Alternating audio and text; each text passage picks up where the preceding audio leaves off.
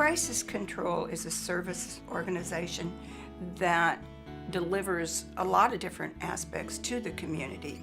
Here in the community for a family in need, the very name, Crisis Control, steers them to you.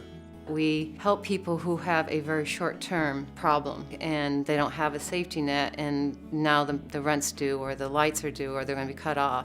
Crisis Control is a ministry of wonderful people trying to help other people. We have guidelines and nothing's black and white. There's always different circumstances for each client, and that's what makes it such a great organization.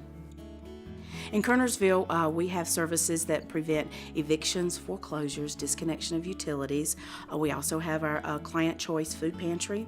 We also have access to the free pharmacy in the Winston-Salem office. Clients who live here are interviewed here for a medication need, and once it's approved, they go to Winston-Salem to pick up that medication. I became aware of Crisis Control 20 years ago with some affiliation I had in Winston-Salem, and knew who they were, knew what they did, and as time developed, learned that their mission was noble, to help humanity in any way they could. Well, what brought me to Crisis Control was that I lost my job here recently. I was told that I could come to Crisis Control for help, for assistance, so I did. I sought help. And when I came to Crisis Control, I was met by wonderful people. They were very great, allowed me to sit down and tell them what I was going through, and they worked with me. When you make a contribution to Crisis Control, you need to know that it's not just given out without a process. There is a process. We require people to come in for an interview with a trained volunteer. And what that interview is designed to bring out is this family in a temporary, unavoidable crisis that they can't solve? The interview takes about 45 minutes, and usually in that time, we can tell if providing that need that they're asking for is really going to end the crisis. When I walked in, I came to the counter, and the receptionist, she gave me a number, filled out my paperwork, sat there for a little bit, no more than probably like 5-10 minutes. I was seen, went through all the qualifications, the requirements for the assistance, and from there, they proceeded on with my help. So we do our best to be good stewards of everything that comes in this office.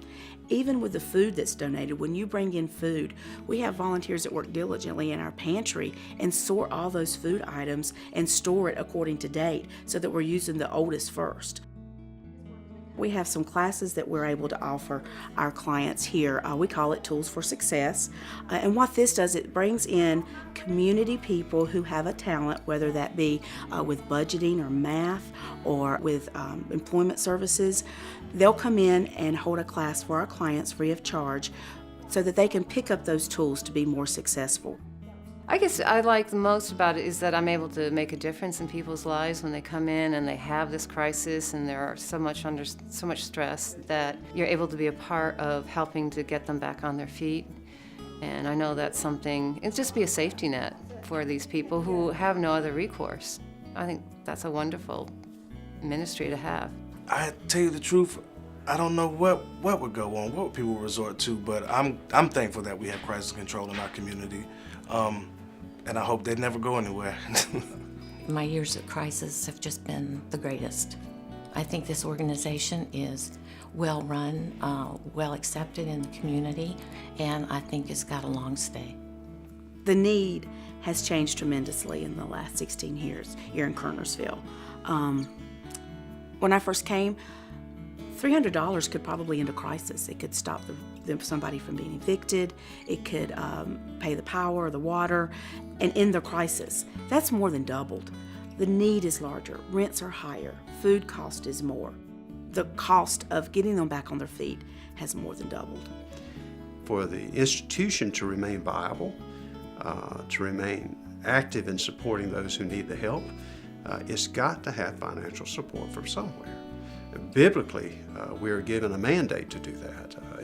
I've got a mandate to do that because of my faith, and I'm capable of doing it, and that's why I do it. This is what I would like to say for the people that support Crisis Control. I thank you for the people that's behind the closed doors, that don't do it for all the glory and the pats on the back, because the smile that they put on my face that day when I left Crisis Control was like more than enough. And I thank God for the people that do support Crisis Control, and I hope that they continue to support it.